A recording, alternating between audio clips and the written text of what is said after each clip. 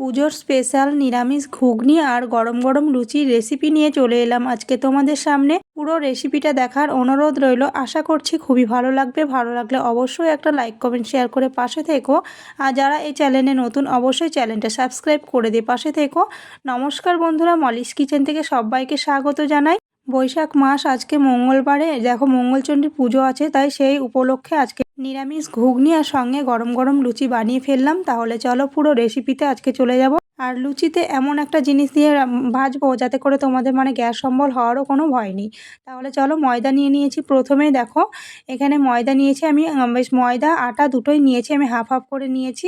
তারপরে দেখো প্রথমে দিয়ে দিলাম স্বাদ মতো চিনি। একটু চিনি দিলে কিন্তু লুচিতে খেতে ভালোই লাগে। আর দিলাম স্বাদ মতো লবণ, আর দিয়েছি সামান্য জোয়ান। এই জোয়ানটা কিন্তু দিলে তোমাদের গ্যাস অম্বল হবে না। তেলে ভাজা যে লুচিটা খেলে অনেকের গ্যাস অম্বল হয়ে যায়, সেটা কিন্তু হবে না, সেটা বলতে পারি। আর তারপরে দেখো দিয়ে দিলাম সাদা তেল, বেশ কিছুটা সাদা তেল দিয়ে দিয়েছি। এখানে চাইলে তোমরা একটু টক দই অ্যাড করতে পারো, আমি দিইনি। তারপরে খুব সুন্দর করে ময়ামটা দিয়ে নেব। ময়ামটা দিয়ে নিয়ে ময়দাটা মেখে নেব। মেখে নিয়ে তারপরে দেখো অল্প অল্প জল দিয়ে খুব সুন্দর করে মেখে নেব। আমি এক হাতে ক্যামেরা ধরেছি আর এক হাতে আমি কাজ করছি বলে আমি সেরকম ভালো করে তোমাদেরকে দেখাতে পারছি না। তোমরা অবশ্যই এটুকু দেখে নেবে। তারপরে দেখো এক এক করে আমি ময়দাটা বেশ সুন্দর জল দিয়ে মেখে নেব। মেখে নিয়ে এই যে দেখো এবার মাখা হয়ে গেছে। এরপরে দেখো ময়দার উপরে আরও কিছুটা সাদা তেল দেব, দিয়ে আরও কিছুক্ষণ মেখে নেব। মেখে নিয়ে তারপরে ভালো করে ঢেকে রাখবো প্রায় আধ ঘন্টা মতো।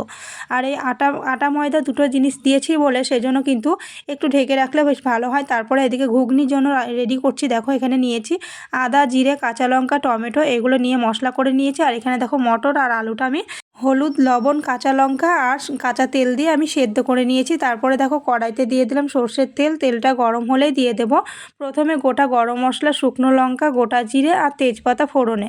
এগুলো ফোড়নে দিয়ে খুব সুন্দর করে ফোড়নটা যখন ভেজে গন্ধ আসবে, তখনই দিয়ে দেবো সামান্য একটু চিনি। চিনিটা দিলে কিন্তু কালারটা খুব সুন্দর আসে, সেই জন্য চিনিটা দিয়ে দিলাম। এরপরে দিয়ে দেবো বেটে রাখা মশলাটা। বেটে রাখা মশলাটা দেবো। তারপরে দেখো খুব সুন্দর করে কষিয়ে নেব। আর এখানে দিয়ে দেবো স্বাদ মতো হলুদটা খুব বেশি দেবো না, যেহেতু আমি সেদ্ধ মটর সেদ্ধর সময় হলুদটা দিয়েছি, লবণ হলুদ এগুলো আমি দিয়েছি, সেই জন্য লবণটা তো দিলামই না। সামান্য একটু হলুদ দিলাম কালারের জন্য। আর দিয়েছি একটু কাশ্মীরি লঙ্কার গুঁড়ো। এগুলো দিয়ে খুব সুন্দর করে আমি মশলাটাকে কষিয়ে নেব। সামান্য একটু জলও দিয়েছিলাম, জলটাও দিয়ে খুব সুন্দর করে মশলাটাকে কষিয়ে নিয়েছি। এরপরে দেখো আরও কিছুক্ষণ কষিয়ে নেব। তারপরে এখানে আমি দিয়ে দেব সেদ্ধ করে রাখা মটরটা।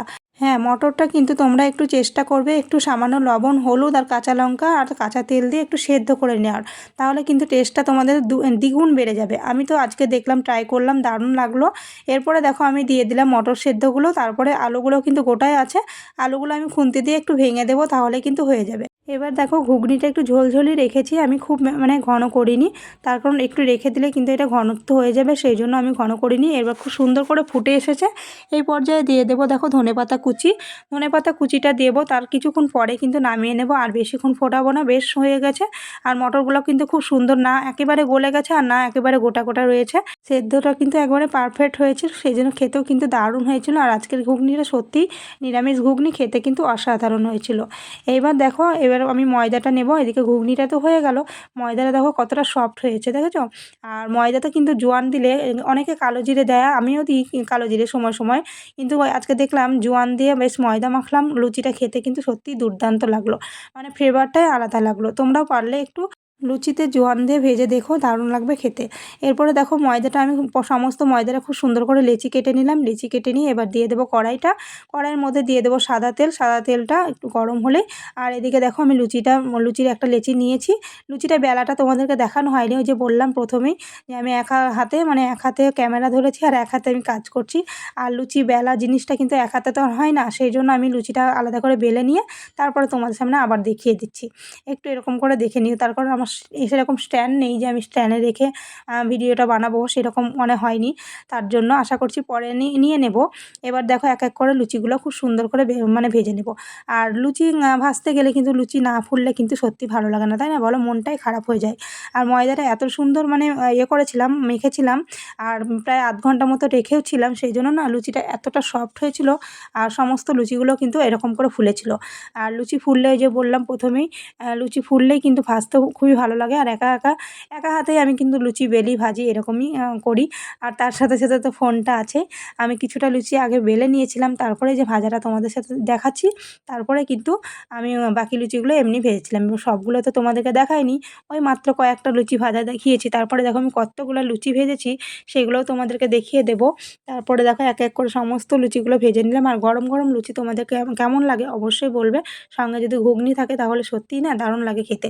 এরপরে দেখো এক এক করে সমস্ত লুচিগুলো ভাজা হয়ে গেছে। এরপরে তোমাদেরকে পুরোটা ফাইনালি দেখিয়ে দিচ্ছি কেমন হয়েছে অবশ্যই বলবে। আশা করি ভিডিওটা ভালো লেগেছে। ভালো লাগলে অবশ্যই একটা লাইক কমেন্ট শেয়ার করে পাশে থেকো। আর যদি আমার রেসিপিগুলো তোমাদের পছন্দ হয়ে থাকে অবশ্যই আমার চ্যানেলটা সাবস্ক্রাইব করে দিয়ে পাশে থেকো। দেখা হচ্ছে পরের ভিডিও।